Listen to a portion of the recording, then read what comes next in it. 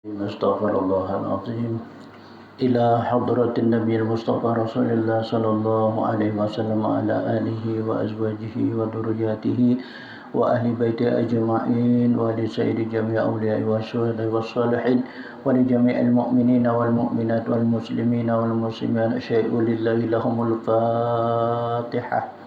أعوذ بالله من الشيطان الرجيم. بسم الله الرحمن الرحيم. الحمد لله رب العالمين الرحمن الرحيم مالك يوم الدين إياك نعبد وإياك نستعين اهدنا الصراط المستقيم صراط الذين أنعمت عليهم غير المغضوب عليهم ولا الضالين آمين.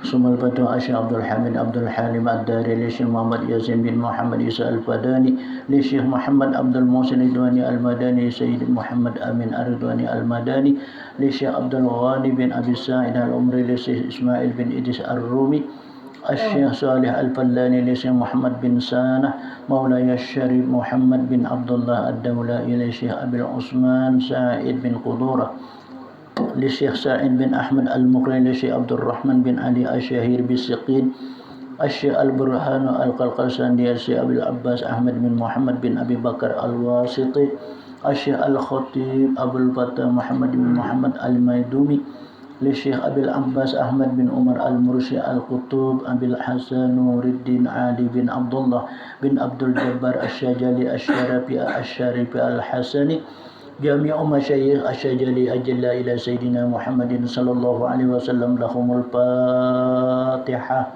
أعوذ بالله من الشيطان الرجيم. بسم الله الرحمن الرحيم. الحمد لله رب العالمين الرحمن الرحيم مالك يوم الدين إياك نعبد وإياك نستعين اهدنا الصراط المستقيم صراط الذين أنعمت عليهم غير المغضوب عليهم ولا الضالين آمين. بسم الله الرحمن الرحيم. اللهم اسلك بي سبيلهم مع العافية مما ابتليتهم فإنهم أقوى ونحن أضعف منهم. اللهم اسلك بي سبيلهم مع العافية مما ابتليتهم فإنهم أقوى ونحن أضعف منهم. اللهم اسلك بي سبيلهم مع العافية مما ابتليتهم فإنهم أقوى ونحن أضعف منهم. أستغفر الله العظيم الذي لا إله إلا هو الحي القيوم وأتوب إليه. أستغفر الله العظيم الذي لا إله إلا هو الحي القيوم وأتوب إليه. أستغفر الله العظيم الذي لا إله إلا هو الحي القيوم وأتوب إليه. أستغفر الله العظيم الذي لا إله إلا هو الحي القيوم وأتوب إليه. أستغفر الله العظيم الذي لا إله إلا هو الحي القيوم وأتوب إليه. أستغفر الله العظيم الذي لا إله إلا هو الحي القيوم وأتوب إليه. أستغفر الله العظيم الذي لا إله إلا هو الحي القيوم وأتوب إليه. أستغفر الله العظيم الذي لا إله إلا هو الحي القيوم وأتوب إليه. أستغفر الله العظيم الذي لا إله إلا هو الحي القيوم وأتوب إليه. أستغفر الله العظيم الذي لا إله إلا هو الحي القيوم وأتوب إليه. أستغفر الله العظيم الذي لا إله إلا هو الحي القيوم وأتوب إليه. أستغفر الله العظيم الذي لا إله إلا هو الحي القيوم وأتوب إليه. أستغفر الله العظيم الذي لا إله إلا هو الحي القيوم وأتوب إليه. أستغفر الله العظيم الذي لا إله إلا هو الحي القيوم وأتوب إليه. أستغفر الله العظيم الذي لا إله إلا هو الحي القيوم وأتوب إليه. أستغفر الله العظيم الذي لا إله إلا هو الحي القيوم وأتوب إليه. أستغفر الله العظيم الذي لا إله إلا هو الحي القيوم وأتوب إليه. أستغفر الله العظيم الذي لا إله إلا هو الحي القيوم وأتوب إليه. بسم الله الرحمن الرحيم. ياسين والقرآن الحكيم إنك لمن المرسلين على صراط مستقيم. تنزيل العزيز الرحيم لتنذر قوما ما أنذر آباؤهم فهم غافلون. لقد حق القول على أكثرهم فهم لا يؤمنون. إنا جعلنا في أعناقهم أغلالا فهي إلى الأذقان فهم مقمحون. وجعلنا من بين أيديهم سدا ومن خلفهم سدا فأغشيناهم فهم لا يبصرون. وسواء عليهم أنذرتهم أم لم تنذرهم لا يؤمنون.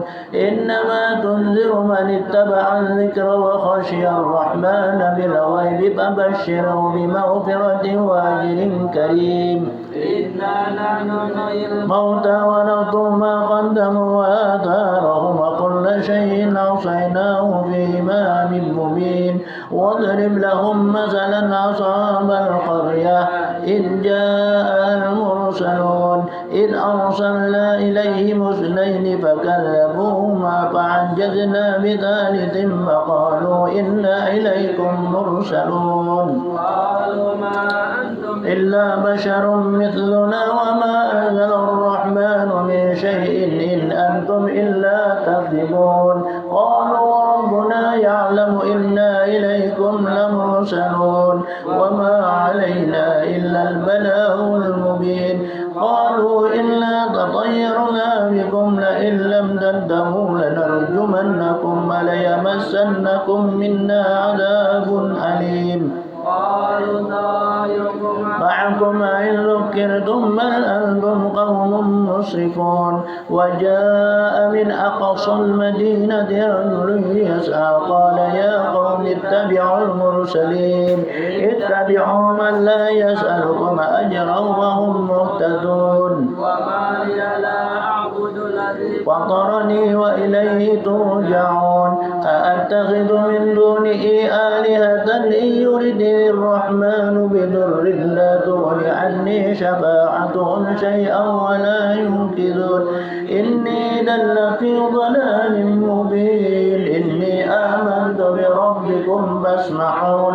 قيل ادخل الجنة قال يا ليت قومي يعلمون بما غفر لي ربي وجعلني من المكرمين. وما أنزلنا على قومه من بعده من جند من السماء وما كنا منزلين.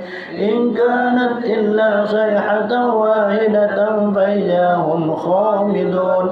يا حسرة على العباد ما يأتيهم من رسول إلا كانوا به يستهزئون. ألم يروا كم أهلكنا قبلهم من القرون أنهم إليهم لا يرجعون. وإن كل لما جميع لدينا محضرون. وآية لهم الأرض الميتة وأحييناها وأخرجنا منها حبا فمنه يأكلون. وجعلنا فيها جنات من نخيل وأعناب وفجرنا فيها من العيون ليأكلوا من ثمره وما عملته أيديهم أفلا يشكرون. سبحان الذي خلق الأزواج كلها مما تنبت الأرض ومن أنفسهم ومما لا يعلمون. هم الليل نسلخ منه النهار فإذا هم مظلمون. والشمس تجري لمستقر لها ذلك تقدير العزيز العليم والقمر قدرناه منازل حتى عاد كالعرجون القديم الشمس ينبغي لها أن تدرك القمر ولا الليل سابق النهار وكل في ملك يسبحون وآية لهم أنا حملنا ذريتهم في الفلك المشحون وخلقنا لهم من مثله ما يركبون وإن شأن نغرقهم فلا صريخ لهم ولا هم ينقذون إلا رحمة منا ومتاعا إلى حين وإذا قيل لهم اتقوا ما بين أيديكم وما خلفكم لعلكم ترحمون وما تأتيهم من آية من آيات ربهم إلا كانوا عنها معرضين وإذا قيل لهم أنفقوا مما رزقكم الله قال الذين كفروا للذين آمنوا أنطعم من لو يشاء الله أطعمه إن أنتم إلا في ضلال مبين ويقولون متى هذا الوعد إن كنتم صادقين ما ينظرون إلا صيحة واحدة تأخذهم وهم يخصمون ولا يستطيعون توصية ولا إلى أهلهم يرجعون ونفخ في الصور فإذا هم من الأجداث إلى ربهم ينسلون قالوا يا ويلنا من بعثنا من مرقدنا هذا ما وعد الرحمن وصدق المرسلون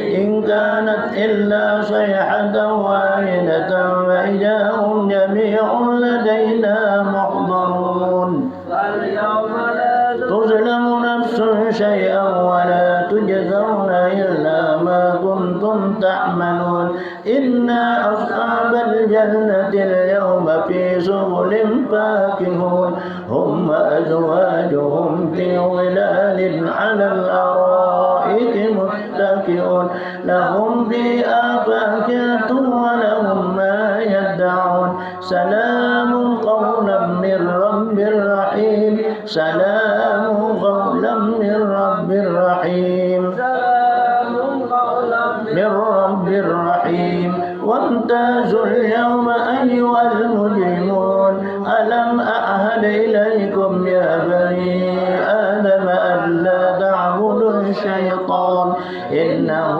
لكم عدو مبين وأن اعبدوني هذا صراط مستقيم ولقد أضل منكم جبلا كثيرا فلم تكونوا تعقلون هذه جهنم التي كنتم توعدون يوم بما كنتم تكفرون اليوم نختم على أفواههم وتكلمنا أيديهم وتشهد أرجلهم بما كانوا يكسبون ولو نشاء لطمسنا على أعينهم فاستبقوا الصراط فأنى يبصرون ولو نشاء لمسخناهم على مكانتهم فما استطاعوا ضيا ولا يرجعون نعمره ننكس في الخلق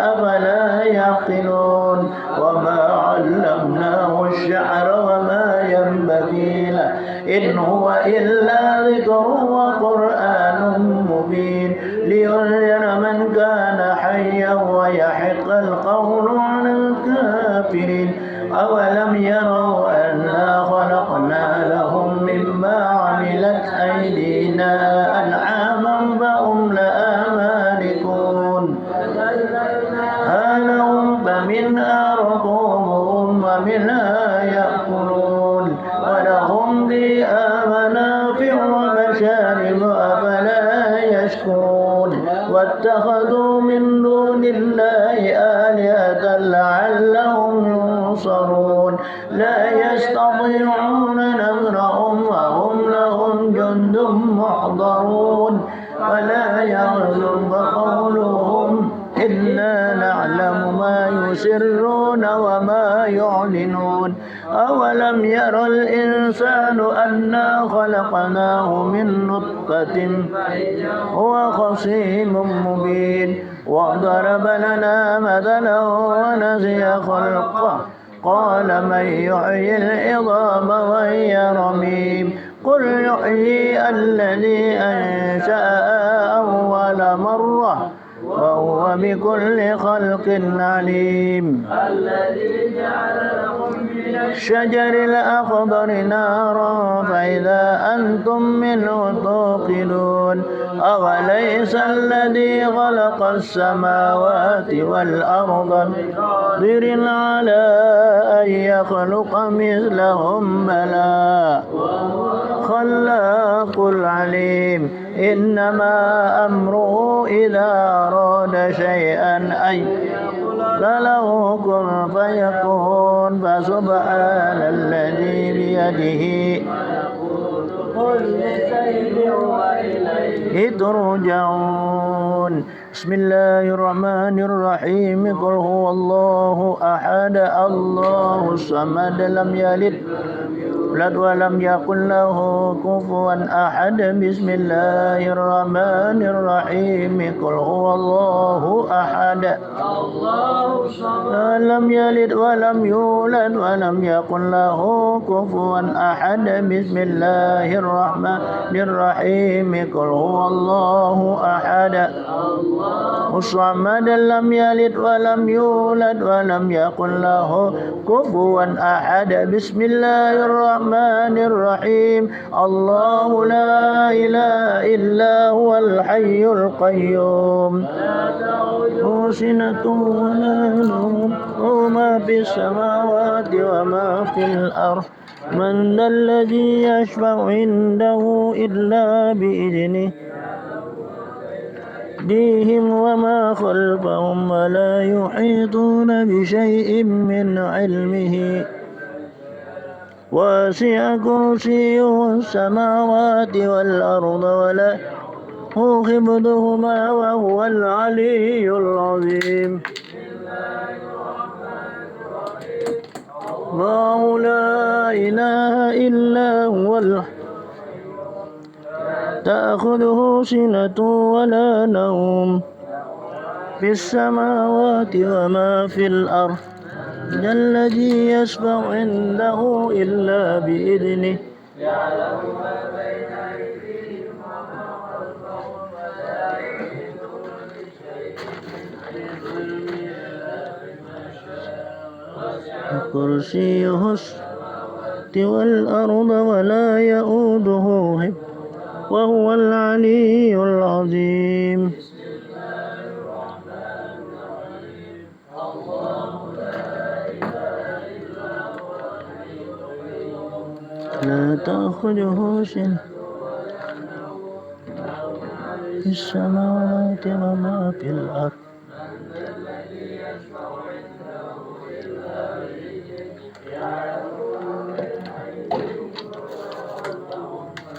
يحيطون بشيء من علمه وسع كرسيه السماوات والأرض هو حفظهما وهو العلي العظيم الرحيم هو الحي القيوم ما في السماوات وما في الأرض السماوات والأرض ولا يؤوده حفظهما وهو العلي العظيم بسم الله الرحمن الرحيم حسبنا الله ونعم الوكيل لا ونعم النصير حسبنا الله الوكيل نعم المولى ونعم النصير حسبنا الله ونعم الوكيل لا ونعم النصير حسبنا الله ونعم الوكيل مولى ونعم النصير حسبنا الله وكيل نعم المولى ونعم النصير حسبنا الله ونعم الوكيل ونعم النصير حسبنا الله ونعم الوكيل لا ونعم النصير حسبنا الله ونعم الوكيل ونعم النصير حسبنا الله ونعم الوكيل نعم المولى ونعم النصير حسبنا الله ونعم الوكيل لا ونعم النصير حسبنا الله ونعم الوكيل لا ونعم النصير حسبنا الله ونعم النصير حسبنا الله نعم المولى ونعم النصير اللهم صل على سيدنا محمد وآله وصحبه اللهم صل على سيدنا محمد وآله وصحبه اللهم صل على سيدنا محمد وآله وصحبه اللهم صل على سيدنا محمد وآله وصحبه اللهم صل على سيدنا محمد وآله وصحبه اللهم صل على سيدنا محمد وآله وصحبه اللهم صل على سيدنا محمد وآله وصحبه صل على سيدنا محمد وآله وصحبه اللهم صل على سيدنا محمد وآله وصحبه اللهم صل على سيدنا محمد وآله وصحبه اللهم صل على محمد وآله وصحبه اللهم صل على سيدنا محمد وآله وصحبه اللهم صل على سيدنا محمد وآله وصحبه اللهم صل على سيدنا محمد وآله وصحبه. Muqaddimah hizib halaman 7 yang pertama. Bismillah.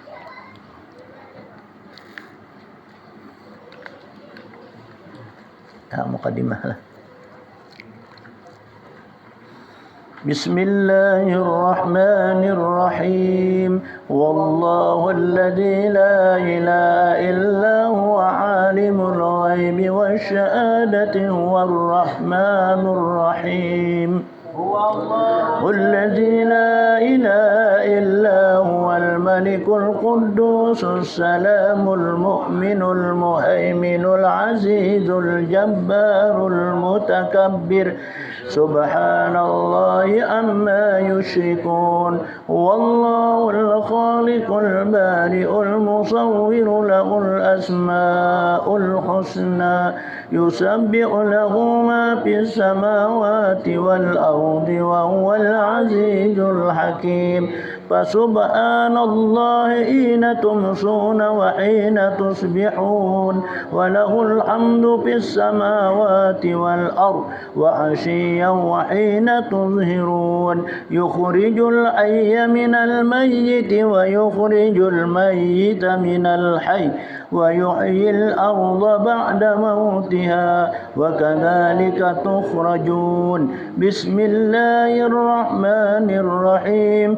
وإذا جاءك الذين يؤمنون بآياتنا فقل سلام عليكم كتب ربكم على نفسه الرحمة إنه من عمل منكم سوءا بجهالة ثم تاب من بعده فأصلح فإنه غفور رحيم وكذلك نفصل الآيات ولتستبين سبيل المجرمين قل إني نهيت أن أعبد الذين تدعون من دون الله قل لا أتبع أهواءكم قد ضللت إذا وما أنا من المهتدين ثم أنزل عليكم من بعد الغم أمنة نعاسا يغشى طائفة منكم وطائفة قد أهمتهم أنفسهم يضلون بالله غير الحق ظن الجاهلية يقولون هل لنا من الأمر من شيء قل إن الأمر كله لله يخفون في أنفسهم ما لا يبدون لك يقولون لو كان لنا من الأمر من شيء ما قتلنا هاهنا قل لو كنتم في بيوتكم لبرز الذين كتب عليهم القتل إلى مضاجعهم وليبتلي الله ما في صدوركم وليمحص ما في قلوبكم والله عليم بذات الصدور محمد رسول الله والذين معه أشداء على الكفار رحماء بينهم تراهم ركعا سجدا يبتغون فضلا من الله ورضوانا سيماهم في وجوههم من أثر السجود ذلك مثلهم في التوراة ومثلهم في الإنجيل كزرع أخرج شطأه فآزره فاستغلظ فاستوى على سوقه يعجب الزراع ليغيظ بهم الكفار وعد الله الذين آمنوا وعملوا الصالحات منهم مغفرة وأجرا عظيما بسم الله الرحمن الرحيم به الأمر والقوة رب سهل ويسر ولا تعسر علينا يا ميسر كل عسير بحق عليبات ساجم أخاد ذرى زيز صدى عين غنفة قبلا ممن وألم ألف أم جاهيا بسم الله الرحمن الرحيم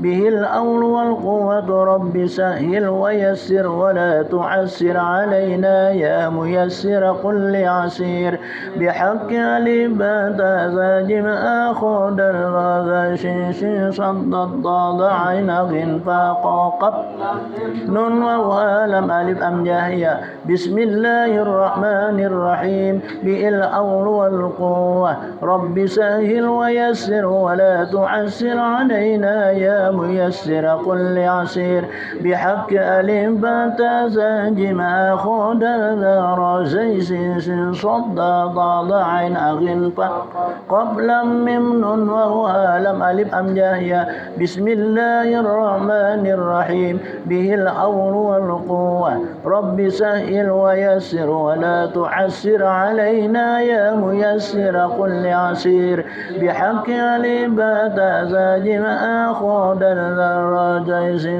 صد ضاد عين غن قبلا ممن أو هالم ألف أم جاهيا بسم الله الرحمن الرحيم به الهول والقوة رب سهل ويسر ولا تعسر علينا يا ميسر كل عسير بحق ألبات زاجم أخذ الذرى زيس صد الضاد عين غن قبلا ممن أو هالم ألف أم جاهيا بسم الله الرحمن الرحيم به الحول والقوة رب سهل ويسر ولا تعسر علينا يا ميسر كل عسير بحق ألبات زاجم أخذ الذرى زيس صد الضاد عين غن قبلا ممن أو هالم ألف أم جاهيا بسم الله الرحمن الرحيم به الأول والقوة رب سهل ويسر ولا تعسر تعسر علينا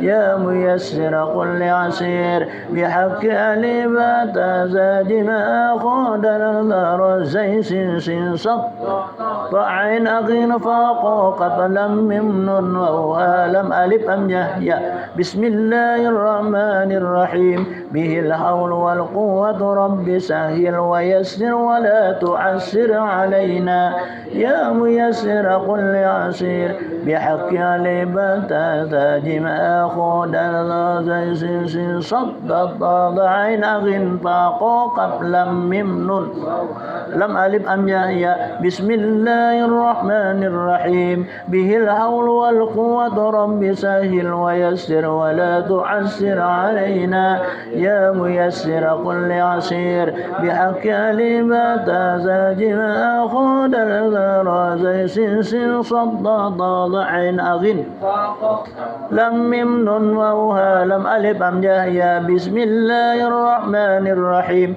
به الحول والقوة رب سهل ويسر ولا تعسر علينا يا ميسر كل عسير بحق العباد زالم أخذ زي صد ضاضعين أغن قبل ممن ولم ألف أم يحيى لا إله إلا الله لا إله إلا الله لا إله إلا الله لا إله إلا الله لا إله إلا الله لا إله إلا الله لا إله إلا الله لا إله إلا الله لا إله إلا الله لا إله إلا الله لا إله إلا الله محمد رسول الله صلى الله عليه وسلم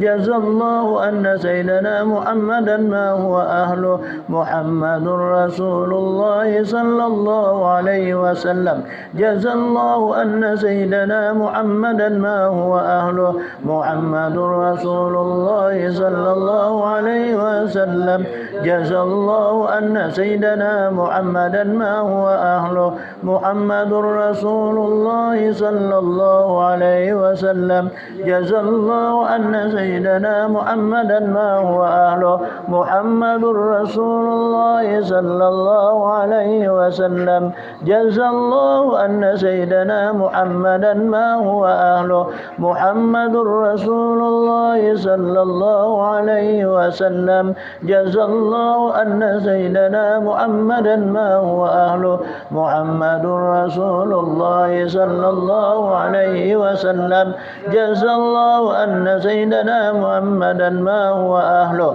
محمد رسول الله صلى الله عليه وسلم جزى الله أن سيدنا محمدا ما هو أهله محمد رسول الله صلى الله عليه وسلم جزى الله أن سيدنا محمدا ما هو أهله محمد رسول الله صلى الله عليه وسلم جزى الله أن سيدنا محمدا ما هو أهله أستغفر الله العظيم أستغفر الله العظيم أستغفر الله العظيم أستغفر الله العظيم أستغفر الله العظيم أستغفر الله العظيم أستغفر الله العظيم أستغفر الله العظيم أستغفر الله العظيم أستغفر الله العظيم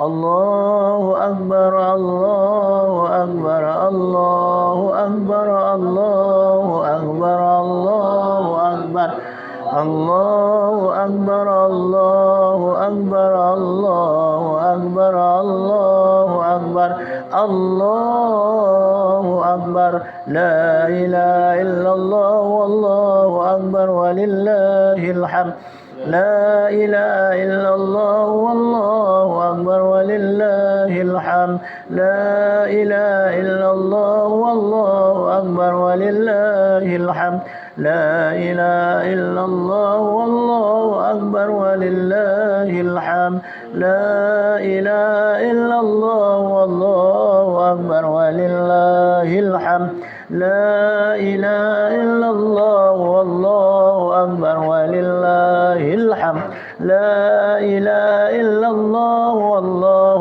أكبر ولله الحمد لا إله إلا الله والله أكبر ولله الحمد لا إله إلا الله والله أكبر ولله الحمد اللهم صل وسلم على سيدنا محمد النبي الأمي وعلى آله وصحبه وسلم اللهم صل وسلم على سيدنا محمد النبي الأمي وعلى آله وصحبه وسلم اللهم صل وسلم على سيدنا محمد النبي الأمي وعلى آله وصحبه وسلم اللهم صل وسلم على سيدنا محمد النبي الأمي وعلى آله وصحبه وسلم اللهم صل وسلم على سيدنا محمد النبي الأمي وعلى آله وصحبه وسلم اللهم صل وسلم على سيدنا محمد النبي الأمي وعلى آله وصحبه وسلم وسلم على سيدنا محمد النبي الأمي وعلى آله وصحبه وسلم اللهم صل وسلم على سيدنا محمد النبي الأمي وعلى آله وصحبه وسلم اللهم صل على سيدنا محمد النبي الأمي وعلى وصحبه وسلم اللهم صل وسلم سيدنا محمد النبي الأمي وعلى آله وصحبه وسلم الفاتحة صراط الذين آمين الله يا رب العالمين بسم الله الرحمن الرحيم الحمد لله رب العالمين اللهم صل وسلم على سيدنا محمد وعلى آله وصحبه أجمعين اللهم إنا نسألك ببركة هذا الحزب وببركة قيل سيد شاب الأشن الشجل أن تنور قلوبنا وأن تصرع صدورنا وأن تيسر أمورنا وأن تقضي حوائجنا وأن تعافينا من بلائك وأن تلطف بنا بقضائك وأن تكفينا شر الحاسدين وشر الظالمين وشر المؤذي وأن تسترنا سترك الجميل كما ستر الأنبياء من سطوات الفراعنة اللهم إنا نسألك يا الله ببركة هذا الحزب وببركتك إلى شهد الشعب الأشن الشجلي أن تنجينا من القوم الظالمين وأن تباعدنا شرهم كما بعدت بين المشرق والمغرب وأن تجعل بيننا وبينهم سدا اللهم إنا نسألك يا الله ببركة شهد الشعب الأشن الشجلي أتباعه أن ترحمنا وتغفر لنا ولوالدينا ولمشايخنا وللمسلمين والمسلمات والمؤمنين والمؤمنات الأحياء منهم الأموات برحمتك يا أرحم الراحمين وخصوصا لشيخ محمد ياسين الفداني وصلى الله على سيدنا محمد وعلى آله وصحبه أجمعين والحمد لله رب العالمين الفاتحة لثوم لسيد شاب الأشن الشجلي ولأتباعه لهم الفاتحة استقيم صراط الذين غير المغضوب عليهم ولا الضالين آمين ثم الفاتحة لروح عبد الحامد عبد الحليم الداري الفاتحة أعوذ بالله من الشيطان الرجيم بسم الله الرحمن الرحيم الحمد لله رب العالمين الرحمن الرحيم مالك يوم الدين إياك نعبد وإياك نستعين اهدنا الصراط المستقيم صراط الذين أنعمت عليهم غير المغضوب عليهم ولا الضالين آمين بسم الله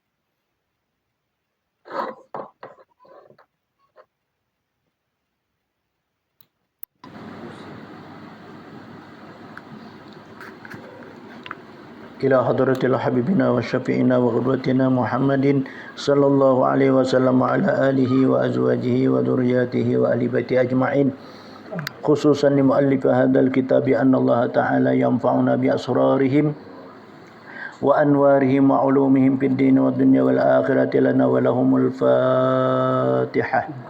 Minasyaitonir rajim. Bismillahirrahmanirrahim. Alhamdulillahi rabbil alamin arrahmanir rahim maliki yaumiddin. Iyyaka na'budu wa iyyaka nasta'in ihdinas siratal mustaqim siratal ladzina an'amta 'alaihim ghairil maghdubi 'alaihim waladdallin.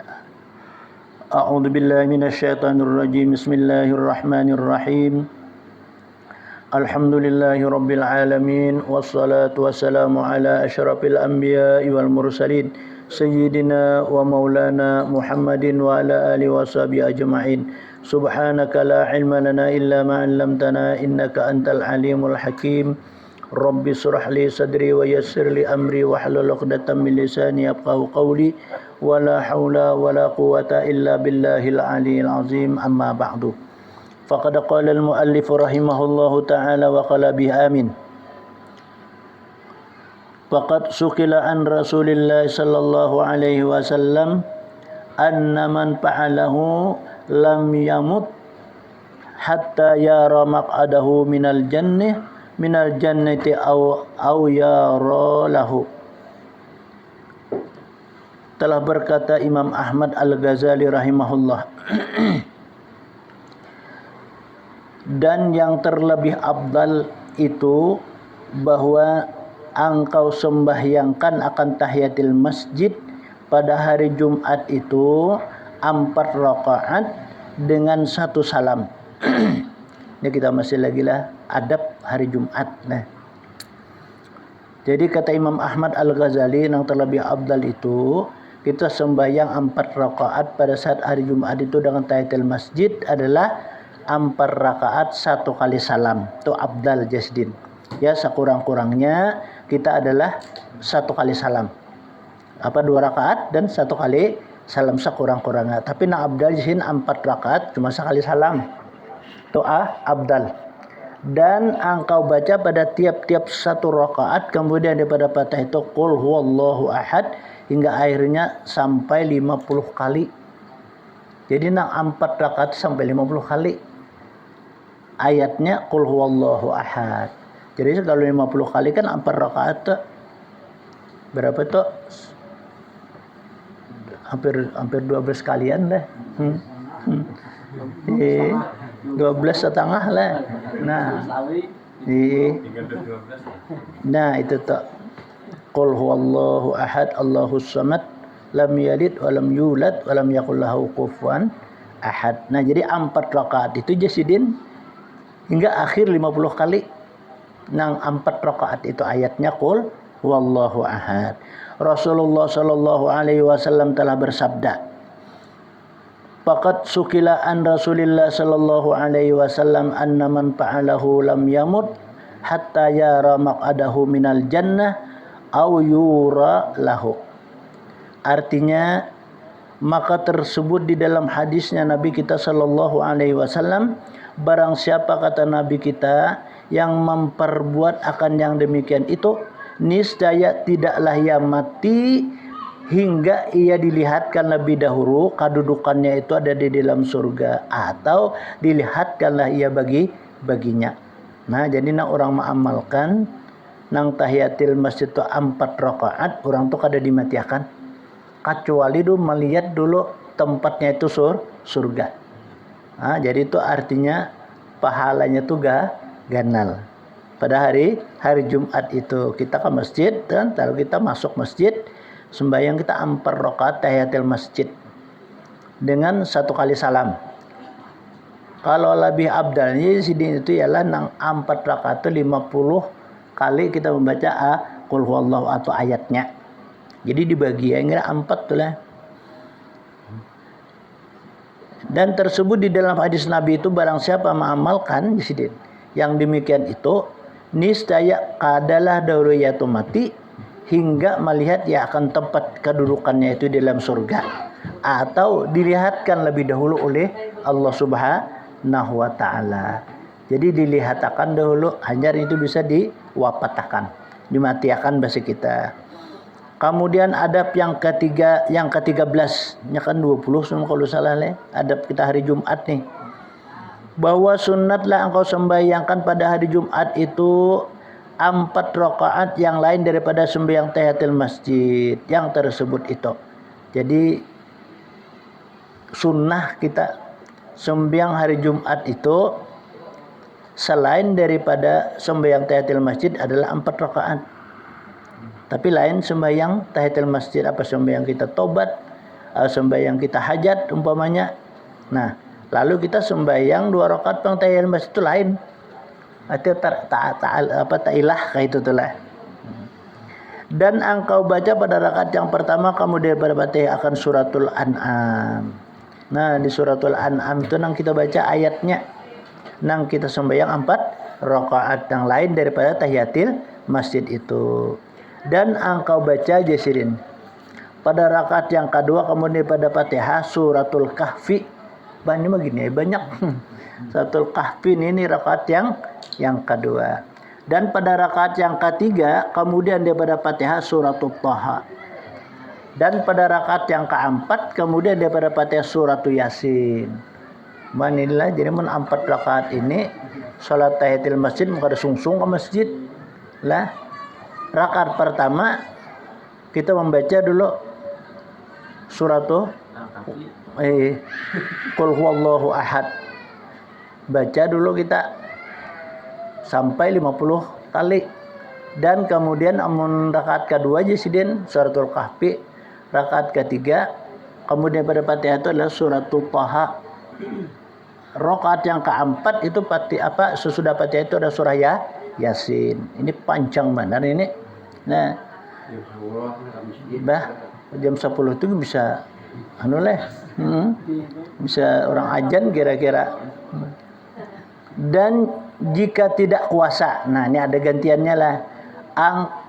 Engkau kerjakan akan yang demikian itu, maka bacalah oleh kamu pada rakaat yang pertama itu kemudian Fatihah itu adalah surah Yasin. Dan pada rakaat yang kedua itu kemudian pada Fatihah surah Alif Lam Mim Tanzil. Begini panjang leh. Dan pada rakaat yang keempat, yang ketiga leh. Kemudian daripada Fatihah itu suratul Dukhan. Dan pada rakaat yang keempat, kemudian daripada Fatihah itu suratul Tabarakalladzi biyadihil mulku. Nah, itu panjang juga. Ini lah. Nah, itu 4 rakaat. Yasin itu bulik-bulik. Jadi nang nyaman kita tadi ya Qul huwallahu ahad tadi telah, tapi dibagi jasidin nang 4 rakaat itu sehingga Qul huwallahu itu menjadi 50 kali. Nang 4 rakaat tadi. Jadi kita bagi ya itu 12 setengah tuh. Nah, saya kira jasidin jadi 50 rakaat. Dan adab yang ke-14 bahwa janganlah engkau tinggalkan akan membaca surah yang tersebut itu pada malam Jumat atau pada harinya. Karena pahala membaca segala surah yang tersebut itu amat besarlah nisbah pahalanya. Nah, ayat yang pertama tadi kan surah Yasin. Kedua suratul Kahfi. Yang ketiga suratul Thaha. Yang keempat adalah suratul Fatih. Yang keempat adalah suratul Ikhlas. Nah, itu kita membaca pada hari Jumat Sidin, jangan ditinggalkan karena itu sangat besar pahalanya. Kita baca nih hari Jumat itu. Pahalanya ganal. Jadi kalau kita harus sembahyang baca ayatnya barang. Kayak suratul Kahfi, kayak surah Thaha. Nah kayak surah Yasin tuh. Kebanyakan kita kan Yasin aja kalau nang dibaca tadi. Jadi orang yang membaca Yasin pada hari Jumat itu, maka sampai ke Jumat yang akan datang dipelihara oleh Allah daripada bala. Nah, kita baca Yasin Jumat ini sampai ke Jumat karena itu dipelihara oleh Allah Ta'ala daripada bala. Baca pulang kita Yasin sampai ke Yasin akan datang pulang. Nah, kayak itu telah.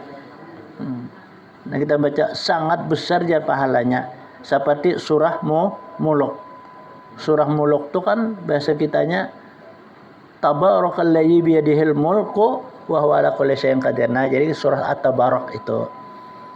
Dan setengah daripada kelebihan membaca suratul Kahfi pada hari Jumat itu yaitu sabda Nabi sallallahu alaihi wasallam, "Man qara suratul Kahfi yaumal jum'ati adha'a lahu minan nur ma bainal jum'atain." Rawahul Hakim wal Baihaqi. Barang siapa, kata Nabi, membaca suratul Kahfi pada hari Jumat, niscaya diterangkan baginya itu daripada nur barang yang antara dua Jumat yang umbat akan datang. Jadi orang yang membaca suratul Kahfi pada hari Jumat sampai ke Jumat akan datang itu diletakkan oleh Allah suatu nur sampai ke Jumat yang akan datang. Artinya mereka itu selalu mendapat cahaya, keterangan, keamanan dan kedamaian. Dan setengah daripada hadis Nabi, man qara suratul Kahfi ada alahu minan nur ma bainahu wa bainal baitil atiqi. Rawahul Hakim wa Tirmizi. Barang siapa membaca surah Kahfi, niscaya diterangkan baginya itu daripada nur barang yang antaranya dan antara adalah Baitullahil Haram. Jadi orang yang membaca suratul Kahfi pada hari Jumat sampai ke Jumat akan datang itu diterangkan oleh Allah Ta'ala mulai yang kita baca itu sampai ke Tanah Haram, sampai ke Makkah sana, cahayanya jadi kita diterangkan oleh Allah Subhanahu wa Ta'ala. Dan setengah daripada lagi hadisnya Nabi sallallahu alaihi wasallam, man qara suratul Kahfi lailatal jum'ati aujar yaumal jum'ah u'tiya nuran min haitsu yaqra'uha ila Makkah wal ghufara lahu ila jum'atil ukhra wa faddala salasata ayyamin wa shalla alaihi sab'una alfa malakin hatta yusbihu wa ufiya minad dawa'i dalilatihi wa zatil habibi wal maradi wal juzami wal fitanid dajjal. Dari Rasulullah sallallahu alaihi wasallam, barang siapa membaca suratul Kahfi pada malam Jumat atau pada siangnya, niscaya diberi akan dia itu nur daripada tempat ia membaca itu hingga ke negeri Makkahul Mukarramah.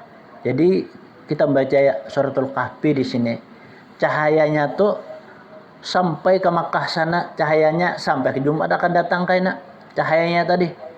Amun kita baca pulang Jumat itu sampai pulang berkesinambungan Jumat yang akan datang. Cobalah nisbah tarangnya bahasa kitanya memberikan nur. Mulai kita baca dari sini ke Makkah sana tarangnya. Dan diampuni baginya itu dosanya daripada satu Jumat kepada satu Jumat yang akan datang. Nah, diampuni oleh Allah Ta'ala dosa kita. Kita memperbuat suatu dosa umpamanya antara Jumat ke Jumat itu diampuni Tuhan dosanya. Dan dilabihi daripada itu 3 hari.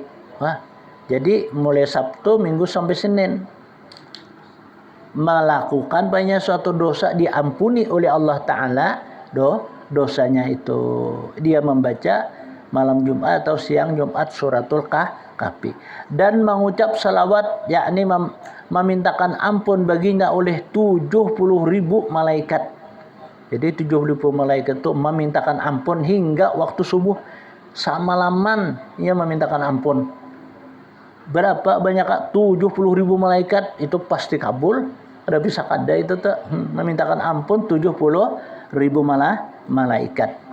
Dan disembuhkan akan dia itu daripada segala penyakit, yakni penyakit yang keadaan yang di dalam adalah perut penyakit parut ya kita, atau penyakit yang sangat kronis, sangat ya kita parah, nah gitulah, sangat parah di dalam perut atau di dalam hati. Dan disembuhkan daripada penyakit yang di dalam lembung dan daripada penyakit supak dan penyakit adalah budak ya. Yakni penyakit adalah basar. Penyakit budak tu penyakit basar jadi kita penyakit nang taputung-putung tangan tah. Nah bila anu kan bangka karena takipai tangan, mereka luluh. Penyakit hati lagi. Nah ya termasuk penyakit hati itu juga. Dan dilaksanakan daripada dan dilepaskan daripada fitnah Dajjal. Jadi orang yang membaca suratul Kahfi pada hari Jumat itu kada ada harapan besok kita dapat fitnah Dajjal. Dilepaskan oleh Allah Subhanahu wa taala. Disembuhkan penyakit yang ada di dalam parut dan penyakit hati, dan disembuhkan penyakit yang ada di dalam lambung. Ini kan mahnilah. Jadi baik artinya membaca suratul Kahfi itu disembuhkan oleh Allah taala nang penyakit parut, penyakit lambung. Ya kan tuh mah aja kita. Lawan penyakit supak tuh kan model kayak kurap tuh. Nah, dan penyakit budak, penyakit yang dibasar, nang tepatang tatang tang di kusta aja kita. Tetatak apa tapi himpal kalau tangan jari-jari tangan tuh. Nah, itu tuh penyakit ngarannya penyakit baros, penyakit basar aja kita. Dan dilepaskan daripada fitnah Dajjal. Lepas kita daripada fitnah Dajjal. Dan barang siapa tidak hafaz akan segala surah yang tersebut itu, maka hendaklah membaca suratul Ikhlas. Nah, jadi amun bahasa kitanya kada kita kau membaca nang surah nang tersebut tadi karena itu panjang, maka hendaklah jasirin aku membaca suratul Ikhlas. Suratul Ikhlas qul huwallahu ahad. Karena kelebihan membaca suratul Ikhlas itu amat besar seperti yang tersebut di dalam hadis Nabi sallallahu alaihi wasallam. Nah, jadi men kita itu kada kau baca bahasa kitanya atau kepanjangan waktunya panjang, maka bacalah jasirin suratul Ikhlas. Bakal aja tuntung. Nah, baca suratul Ikhlas sidin. Nabi sallallahu alaihi wasallam telah bersabda, "Man qara'a qul huwallahu ahad 50 marratan rufi'a lahu 50 alfa darajatin wa khutta anhu khusunal alfu sayyi'atin wa kutiba lahu 50 alfa hasanatin wa man zadahullahu." Artinya, barang siapa membaca suratul Ikhlas 50 kali, niscaya diangkat baginya itu adalah 50.000 derajat, dan dihilangkan daripadanya itu 50.000 kejahatan, dan disuratkan baginya itu 50.000 kebajikan.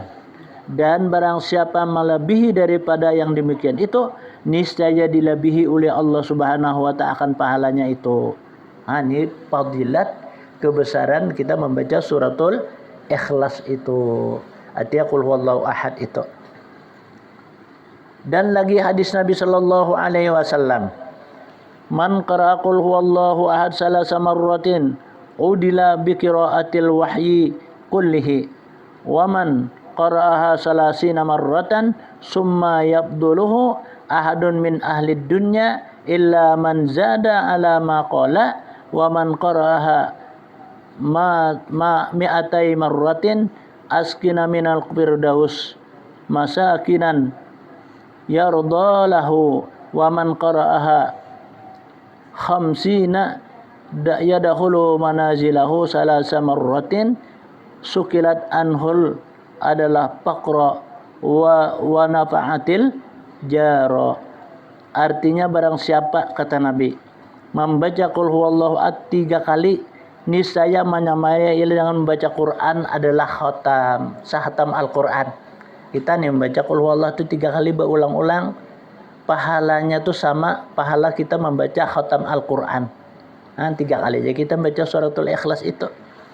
Dan barang siapa membaca akan dia 30 kali, niscaya tidaklah ia akan melebihi akan dia oleh seseorang daripada isi dunia, melainkan seseorang yang melebihi atas bacaannya itu. Artinya orang itu mendapat kesenangan hidup dalam dunia. Kita membaca berapa? Sebanyak jasidin 30 kali. Maka diberi oleh Allah Subhanahu wa ta'ala daripada adalah keistimewaan daripada isi dunia. Terkecuali orang yang melebihi daripada 30 tadi, maka lebihlah baginya itu daripada keistimewaannya. Dan barang siapa membacakan dia 200 kali, niscaya diberi tempat kediaman di dalam surga yang bernama Firdaus. Jadi orang membaca sampai 200 kali, Ada waktu lo. Iya, hari Jumat tadi.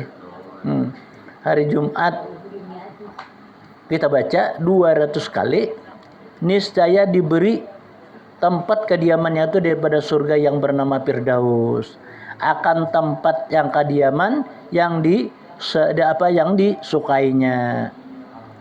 Dan barang siapa membaca akan dia pada ketika masuk rumah. Nah, ini kita masuk rumah nih. Membaca kita suratul Ikhlas berapa? 3 kali. Niscaya hilanglah daripadanya kapapaan. Jadi kita tuh kesusahan. Dan memberikan manfaat, ia akan, bahasa kitanya, sekampungan, sekelilingan daripada tempatnya itu. Jadi kita masuk rumah nih membaca qul huwallahu 3 kali, niscaya jar, itu jawabnya adalah dihilangkan daripadanya tuh sifat kapapaan, sifat kekurangan, sifat kepakiran, sifat kemiskinan. Dalamnya 10 kali bang lah. Iya, hanya 3 kali. 3 kali aja kita baca. Ya, masuk kita ke rumah. Dihilangkan oleh Allah Ta'ala sifat kapapaan. Kada baca Fatihah dulu, apa qul huwallah dulu. Hanya kita masuk assalamualaikum. Nah, baca dulu. Hanya karena masuk assalamualaikum, ada orang di dalam. Amun orangnya kadada jangan. Apa assalamu alaina wa ala ibadillahi sholihin. Minyak kosong, jangan assalamualaikum kalau anda menyahuti di dalam. Waalaikumsalam jar parinya.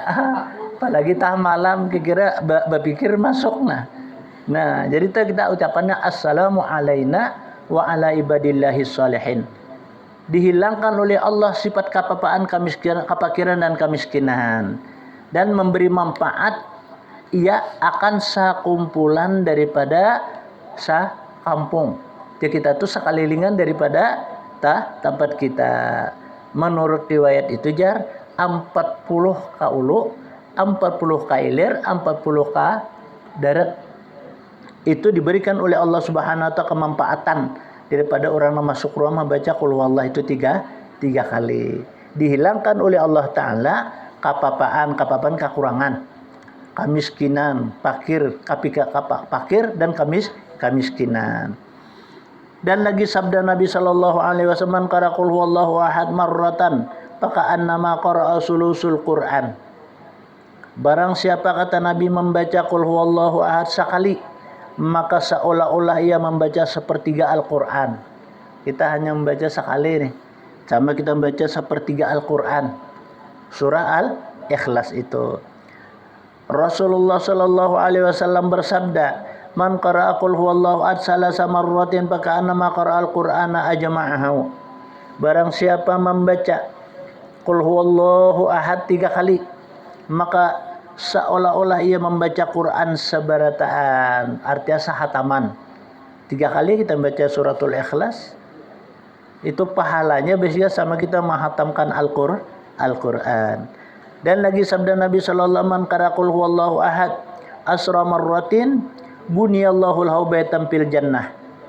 Barang siapa membaca qul huwallahu ahad 10 kali, niscaya memperbuatakan Allah Ta'ala atau membikinkan Allah Ta'ala bagi kita rumah di dalam surga. Nah, jadi mun kita hendak berisi rumah di dalam surga, 10 kali kita baca qul huwallahu ahad ini berulang-ulang. Dan lagi sabda Nabi sallallahu alaihi wasallam, man qara'a qul huwallahu ahad mi'ata marratan fi sholati aw asraha kataballahu lahu bara'atun minan nar wa bara'atun minan nifaq. Barang siapa membaca qul huwallahu ahad 100 kali di dalam kita melaksanakan sembahyang, kita ini sembahyang, lalu kita membaca sampai 100 kali qul huwallahu ahad nih, niscaya disuratkan oleh Allah Ta'ala baginya itu suatu adalah kalapasan daripada api neraka jahanam. Kita ini baca 100 kali membaca suratul Ikhlas di dalam sembahyang. Makanya berapa rakaat aja kita sampai 100 kali baca, maka dilepaskan oleh Allah Subhanahu wa taala daripada api neraka jahanam. Rasulullah sallallahu alaihi wasallam telah bersabda lagi, Man qara qul huwallahu ahad alfu marratin faqad ashtara nafsahu minan nar. Barang siapa, kata Nabi, membaca suratul Ikhlas 1000 kali, maka sesungguhnya Allah memberi ia akan dirinya daripada api neraka jahanam. Allah menyingkirkan, menjauhkan bahasa kita. Artinya membeli itu artinya ia menukar daripada api neraka itu tebusannya daripada dirinya. Maka kadada harapan kita akan masuk neraka sudah kita tukari bahasa kitanya dengan kita membaca suratul Ikhlas 1000 kali. Kata Imam An-Nawawi rahimahullah di dalam sarahnya Al-Jami'us Shaghir, ayyu ja'alahu sawaban qiraatiha sipahu minan nar wa yambagi qiraatuha kadzalika 'alal mayyit.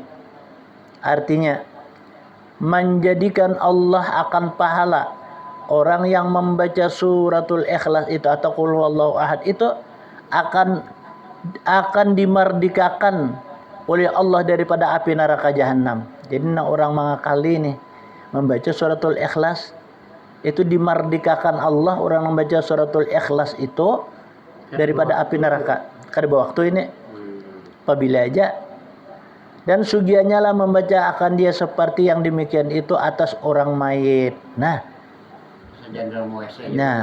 ini sejangan muisi aja. Ini orang meninggal, kita baca akan ya. Qul huwallahu ahad nih berapa kali? Ini kan kada ada hitungannya di sini. Cuma kita baca akan suratul Ikhlas bagi orang nang mati itu, maka dimerdekakan oleh Allah daripada api neraka jahanam. Yakni jar supaya memerdekakan Allah Ta'ala akan dia itu daripada api neraka jahanam. Orang tuh ada meninggal, daripada kita baca Yasin kan panjang, mungkin kita baca suratul Ikhlas 3 kali 1 mat saja. Nah, Allah memerdekakan lawan si mayit itu daripada api neraka jahanam. Dan kelebihan membaca suratul Yasin itu amat banyak seperti sabda Nabi sallallahu alaihi wasallam. Nah, ini surah Yasin lagi nih lah. Nah, fadilat keistimewaan orang yang membaca suratul Yasin. Ini panjang mana di ini lah. Banyak hadis menerangkan tentang kita membaca suratul Ikhlas. Dan orang yang mengamalkan itu dimerdekakan oleh Allah daripada api neraka jahanam. Arti dimerdekakan itu kan kada ada harapan bahasa kitanya orang tuh masuk ke dalam api neraka jahanam. Ampun sampai 1000 tadi kan nya menukar, ditukarinya neraka itu sehingga ia tidak akan masuk neraka, dimerdekakan oleh Allah Ta'ala daripada masuk api neraka jahanam. Nah, ini kan bebas saja waktunya nih. Kada apalagi hari Jumat kira-kira inilah. Kan sini kada disebutkan Bang kalau hari-harinya hari Jumat kada. Cuma saat mana aja itu orang nama amalkan bahasa kita. Suratul Ikhlas itu dimerdekakan oleh Allah Ta'ala dirinya itu daripada api neraka jahanam. Ini sungguh sangat untungnya nih lah. Kita bacakan orang yang mayit, Allah jangan akan memerdekakan si mayit itu daripada api neraka jahanam. Nah, ini kalau kita amalkan kan otomatis yang suratul Ikhlas itu mun 100 itu paling 4 jam. Nah, baca qul huwallahu ahad tadi.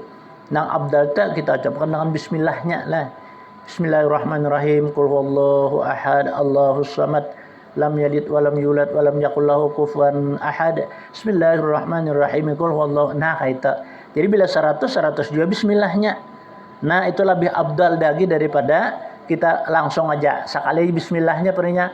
Bismillahirrahmanirrahim. Qul huwallahu ahad, Allahus samad, lam yalid walam yulad walam yakul lahu kufuwan ahad. Qul huwallahu ahad. Nah, terus kaita lebih abdal kita salai dengan bismillah.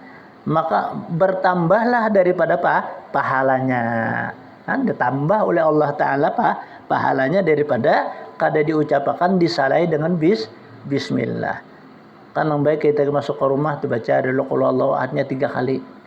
Hanya kita masuk rumah dan mengucapkan salam.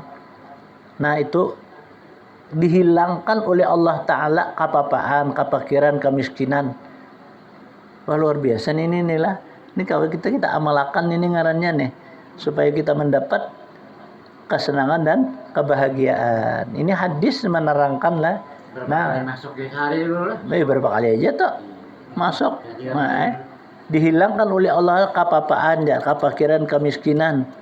Luar biasa lah. Berarti orang tuh rajin kurang apa? Tapi masuk ke rumah dulu.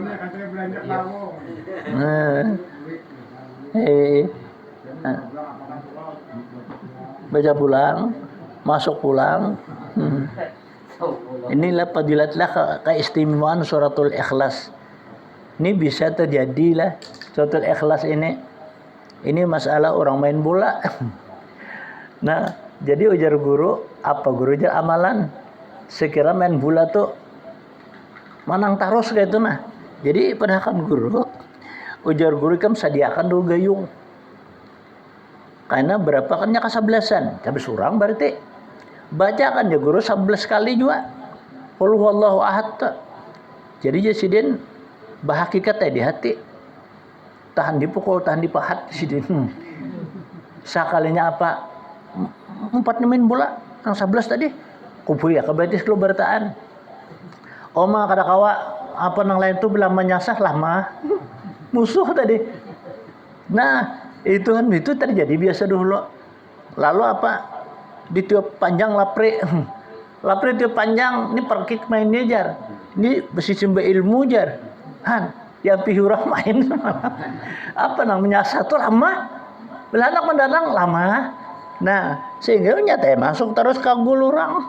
Nah, lalu kan mencuriga apa bahan wasit nih. Tiupnya panjang, jadi kada-kada dia parkik mainnya. Cara main ilmu. Padahal ya itu juga rumah dahir semalam. Siapa kan di sini ember. Buat di banyu nang 11 tuh 11 jumlah cepat aku halau hatnya. Baku bui di sini lawan apa? Batis lawan apa? Lawan banyu nang dibacakan tadi. Insya Allah manang mangai di sini. Nah sekalinya ya tai manang orang lama.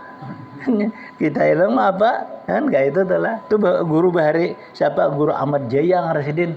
Cocok sintelah ngarengin guru Ahmad Jaya sudah. Yakin dulu. Nah, pertama dulu yakin dulu kan. Tapi kita jangan yakin dah kalau Al-Quran ini lah. Seperti kita masuk ke rumah tadi. Yakin kita bahwa Allah menghilangkan. Nah itu tuh. Wah ini banyak dilihat tuh, jadi kita yakin lagi ya. Nah. Mau ada melihat kan bisa. Terjajak keluang. Oh ya ini babinya aja melihat bola. Dulu kadang dia melihat bola tuh dulu lah ya. Mana anak yakin, mana ada. Nah jadi itu amalakan bahasa kitanya adalah. Nah kadang alih ngarannya, lah. Ini merupakan daripada suatu adalah keistimewaan orang membaca suratul Ikhlas itu. Kemudian karena kata Nabi kita Shallallahu Alaihi Wasallam demikianlah kelebihan daripada orang yang membaca suratul Ikhlas. Dan kemudian daripada itu pula kelebihan membaca suratul Yasin. Nah suratul Yasin insya Allah minggu datang kita tarusakan ini. Panjang sekalinya. Suratul Yasin ini banyak. Ila hadratin Nabiyil Mustafa Rasulillah sallallahu alaihi wasallam Al-Fatihah. A'udzubillahi minasyaitonir rajim. Bismillahirrahmanirrahim. Alhamdulillahi rabbil alamin arrahmanir rahim maliki yaumiddin. Iyyaka na'budu wa iyyaka nasta'in ihdinas siratal mustaqim siratal ladzina an'amta 'alaihim ghairil maghdubi 'alaihim waladdallin. Amin. Bismillahirrahmanirrahim. Alhamdulillahi rabbil alamin. Allahumma salli ala sayyidil mursalin sayyidina wa maulana Muhammadin wa ala alihi washabihi ajma'in. Allahumma anfa'na bima 'allamtana wa 'allimna ma yanfa'una wa zidna ilma. Allahumma nawwir qulubana bi nuri hidayatika kama nawwartal arda min nuri syamsika abadan abada. Wa'fu anna ya Allah, wa'fu anna ya Rahman, wa'fu anna ya Arhamar Rahimin. Wa sallallahu ala sayyidina Muhammad. Alhamdulillahi rabbil alamin. Taqabbalallahu minkum.